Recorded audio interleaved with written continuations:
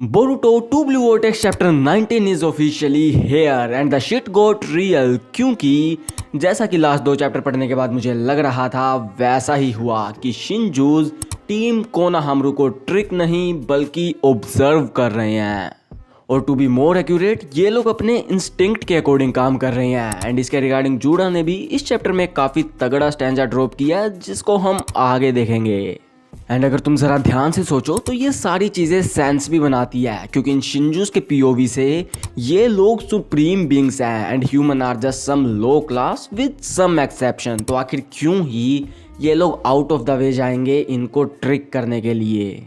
तो in short ये लोग अपने मन की कर रहे हैं बिना किसी प्लान के, बिना कॉन्सिक्वेंसेस के बारे में सोचे। तो with that let's start our chapter जिसके कवर पेज पे है मोएगी एंड चैप्टर का टाइटल है कोनोहामारू-चान, जहाँ पे चैप्टर के शुरुआत में हम देखते हैं शिंकी और अराया का एक फ्लैशबैक जहाँ पे शिंकी अराया को अपने चाकरा से इन्फ्यूज्ड एक ब्लेड देता है जिसमें अगर अराया अपना विंड स्टाइल चाकरा इन्फ्यूज करेगा तो वो भी कुछ हद तक शिंकी की आयरन सैंड को कंट्रोल कर सकता है, जिसका कैमियो हमने लास्ट चैप्टर लास्ट पैनल में देखा भी था। तो यहाँ पर अराया बोलता है कि अगर तुम ऐसा करोगे तो मैं तुम्हें आसानी से पेल दूंगा। तो शिंकी विल लाइक बेटा अपनी औकात में, और वैसे भी ये फादर की सिक्योरिटी को इंक्रीज करने के लिए है।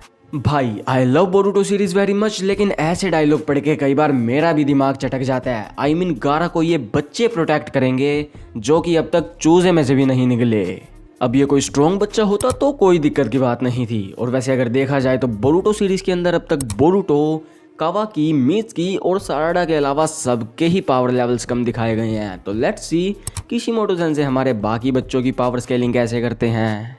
अभी के लिए बैक टू द स्टोरी। तो यहाँ पर अराया बोलता है तुम हमेशा फादर दिस फादर डैड करते रहते हो, कभी थोड़ा सा योडो पे भी ध्यान दो। जो सुन के शिंकी भी लाइक हिपोक्रेटिक MF, क्योंकि तुम खुद हमेशा योडो योडो करते रहते हो। जो सुन के अराया भी like it's not like that. वैसे हमें इन दो लास्ट पेजेस में जो हिंट्स ड्रॉप किए गए हैं अगर किशिमोटो सेंसेई उनको अच्छे से ग्रूम करें तो मे भी हमें नारुतो वर्स के अंदर एक और ब्रोकन लव स्टोरी देखने को मिले।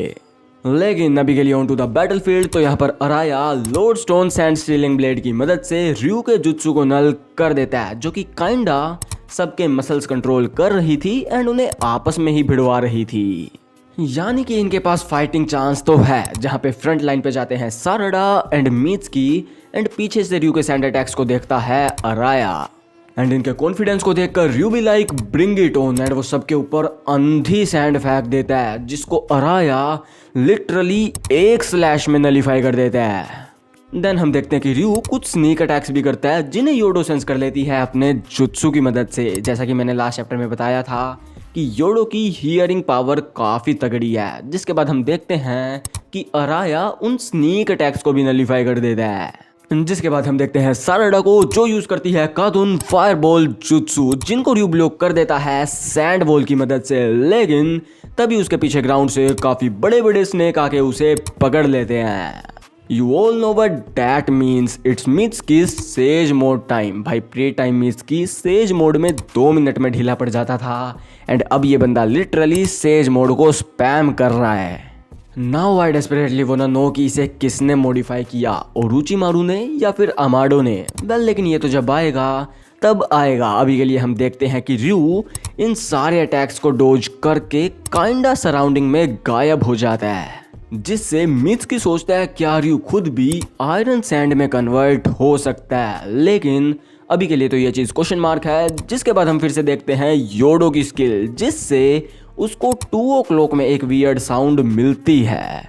तो अराया भी लाइक बांकाई और रयू का जुत्सु नल एंड जैसे ही रयू का जुत्सु नल हुआ मित्सुकी यहाँ पर अपने कोबराज की मदद से उसको जकड़ लेता है फॉलोड बाय साराडास चिदोरी। लेकिन ये अटैक कनेक्ट होता उससे पहले ही रयू फिर से गायब हो जाता है एंड यहाँ पे सीन शिफ्ट हो जाता है कोनोहामारू और मात्सुरी पे, जहाँ पे इनकी हो रही है निब्बा निब्बी वाली फाइट। जहाँ पे मित्सुरी बोलती है कि मुझे तुम्हें कोनोहामारू-चान बुलाना है एंड कोनोहामारू भी लाइक F4। तो मात्सुरी भी लाइक लेकिन तुम मोएगी को भी तो खुद को कोनोहामारू-चान बुलाने देते थे, so don't be selfish, and मुझे भी वो बुलाने दो। तो कोनोहामारू भी like you are the selfish one, and वैसे भी तुम्हें मुझे क्या बुलाना है उसको लेकर छोटी बच्ची मत बनो। तो मात्सुरी भी लाइक सारुटोबी हिपोक्रिट एमएफ, जो बोल के वो कोनोहामारू को अपने क्लोक से दबोच लेती है, जो कि सारे सीन्स लाइव ब्रॉडकास्ट हो रहे थे आइडा के पास। एंड आइडा इस सिचुएशन को काफ़ी ईजिली एक्सप्लेन कर देती है कि यहाँ पर दिक्कत ये नहीं है कि मात्सुरी कोनोहामारू को चांद नहीं बुला सकती, बल्कि ये है कि ये लोग वैसे रिलेशनशिप में ही नहीं हैं। जो चीज़ मात्सुरी को ऐसा करने के लिए अलाउ करे, जो चीज़ मात्सुरी को गुस्सा दिला रही है। एंड इस लाइव ब्रॉडकास्ट की कमेंट्री आइडा काशिन कोजी तक भी पहुंचा रही थी, जहां पे एक तो बोरुटो भाई इससे भी निचला नहीं टिका जाता, इसको भी भगने की पड़ी रहती है। लेकिन यहाँ पर काशिन कोजी उसे समझाता है कि ना Munna, now's not the time. जिसके बाद हम देखते हैं जूरा, हिदारी और इस बंदे को जिसका नाम मैं फिर से भूल गया, जहाँ पे जूरा बोलता है कि लाइफ फॉर्म्स को अपने इंस्टिंक्ट को फॉलो करके एवोल्यूशन की तरफ जाना चाहिए, लेकिन ह्यूमंस अपने इस डिवाइन इंस्टिंक्ट को रीजनिंग जैसे रिस्ट्रेंट से बांध देते हैं, जो कि कहीं ना कहीं इंटेलिजेंस का ही साइड इफेक्ट है, जो कि उन्हें हम शिंजू से अलग बना देता है, क्योंकि we remain true to our instinct. लेकिन इंटेलिजेंस का एक और काफ़ी खतरनाक साइड इफेक्ट है, जो कि हम शिंजूस को भी टारगेट कर रहा है, एंड दैट इज लव। जिसके बाद सीन फिर से मात्सुरी और कोनोहामारू पे शिफ्ट होता है, जहाँ पे हम मात्सुरी के अंदर वो अनइजीनेस विटनेस कर सकते थे। तो इसलिए मात्सुरी यहाँ पर कंक्लूजन पे पहुँचती है कि अगर वो कोनोहामारू को डिवोर कर लेती है तो उसे फिर से कभी ऐसी अनइजीनेस फील नहीं करनी पड़ेगी। जिसके बाद सीन फिर से जूरा पे, जो कि बोलता है कि इनोशिकाचो एक काफ़ी तगड़ा शिनोबी क्रू था, लेकिन दे प्रायोरिटाइज्ड हिमावारी's सेफ्टी, जबकि उन्हें पता था कि वो लोग बेवकूफ़ी कर रहे हैं, लेकिन दे स्टिल डिड इट। जहाँ पे इनोजिन तो literally died for her. That means कि जूरा को नहीं पता कि इनोजिन अभी भी जिंदा है। तो वो फर्दर बोलता है कि ये दोनों इवेंट्स एक ही चीज़ ने ट्रिगर किए हैं, एंड दैट इज लव। तो यहाँ पर हिदारी बोलता है कि ये लव आखिर है क्या, is it some kind of disease. तो फिर जूरा बोलता है कि ये चीज़ तो हमें किसी रोमकॉम के एमसी से ही पूछनी होगी, क्योंकि भाई यहाँ पर जूरा को भी लव के बारे में घंटा कुछ नहीं पता। इनफैक्ट जूरा को ये तक नहीं पता कि लव कोई फिजिकल थिंग नहीं बल्कि इमोशन है, जबकि वो उससे रिलेटेड काफ़ी सारी बुक्स पढ़ चुका है, जिससे वो एक कंक्लूजन पे तो पहुंचा है कि इन शिंजूस को लव के इस डेंजरस कॉन्सेप्ट को समझ के उसे ओवरकम करना ही होगा। जिसके बाद ऑन टू द बैटलफील्ड 1। तो यहाँ पर अराया और योडो फिर से रयू को सेंस कर लेते हैं, लेकिन इस बार रयू इनके ऊपर काफ़ी सारे क्लोक राइम्स छोड़ देता है अपने क्लोक से, क्योंकि इसका क्लोक भी काइंडा क्लो मार्क के मटेरियल से ही बना है।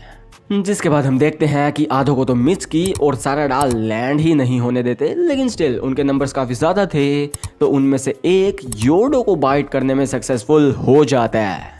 बट ये प्रोसेस आगे बढ़ती उससे पहले ही अराया अपने लोड स्टोन की मदद से उस क्लोग्राइम पे अटैक कर देता है, लेकिन यार उसका ब्लेड उस क्लोग्राइम में ही अटक जाता है, जिसके बाद रयू उस क्लोग्राइम को फिर से दूसरे डायमेंशन में भेज देता है।